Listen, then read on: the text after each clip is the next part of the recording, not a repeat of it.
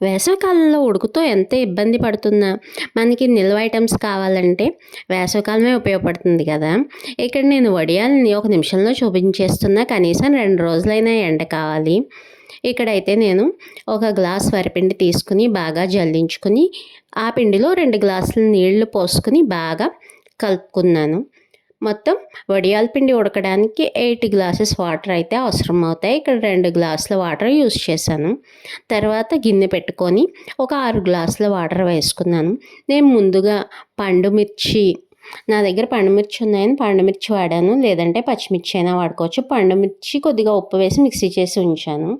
ఆ పేస్ట్ని ఈ మరిగిన నీటిలో వేసి బాగా కలిపి ఈ మిక్స్ చేసిన వరిపిండి వేసి బాగా కలిపి పిండిని బాగా ఉడకనిచ్చాను. వడియాల కన్సిస్టెన్సీ కొద్దిగా జారుగానే ఉడకనిచ్చాను.